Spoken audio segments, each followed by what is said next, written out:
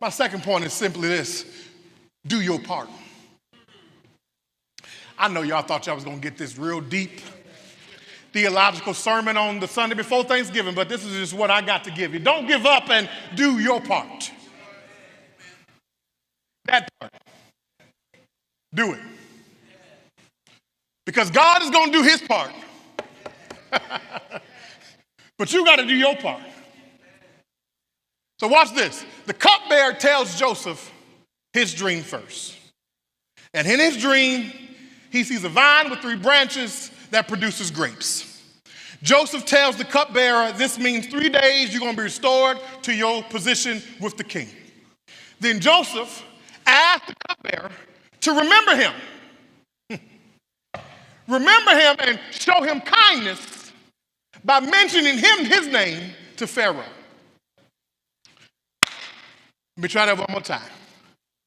Joseph asked the cupbearer after he gave him the interpretation of the dream, remember me and show me kindness just by mentioning my name to Pharaoh.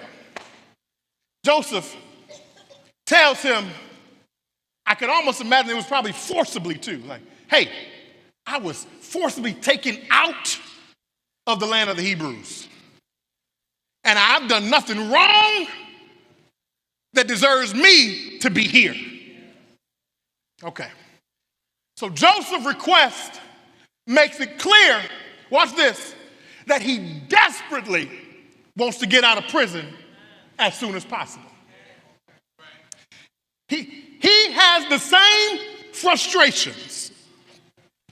He has the same heartaches that we do when life feels like a prison to us.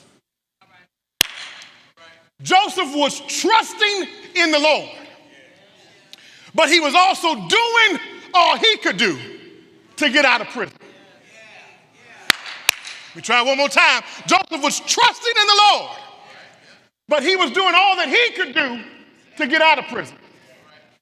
They say third time a charm. Joseph was trusting in the Lord, but he was still doing all that he could do to get out of prison.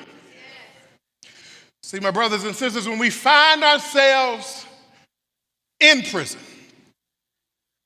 you shouldn't just sit back and pray, Lord, just get me out of here.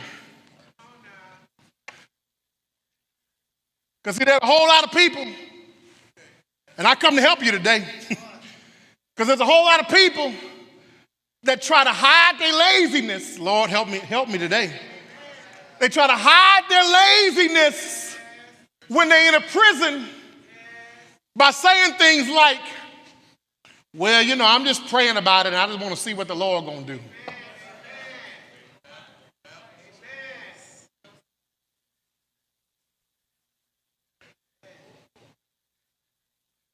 Let me help somebody. You doing all that you can do is not an indictment of your lack of faith. Are you hearing what I'm saying today?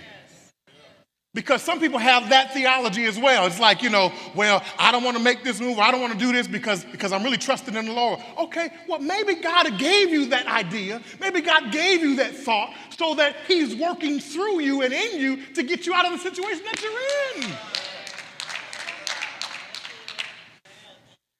And even if it's not the right move, when your heart is right, your movement does not offend God.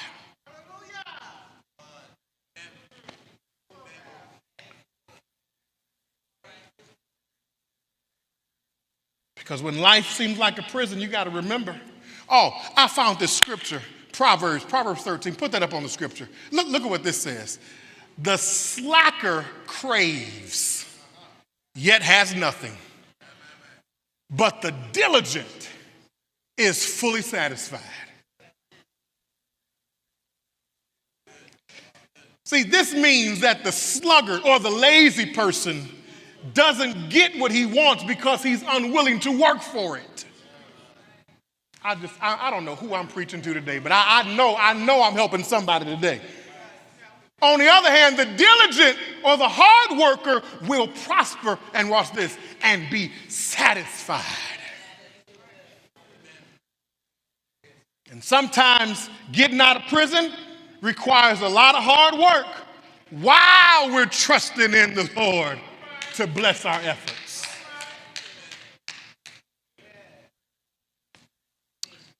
And when it seems that you are locked up in life, can I remind you, don't give up. Number two,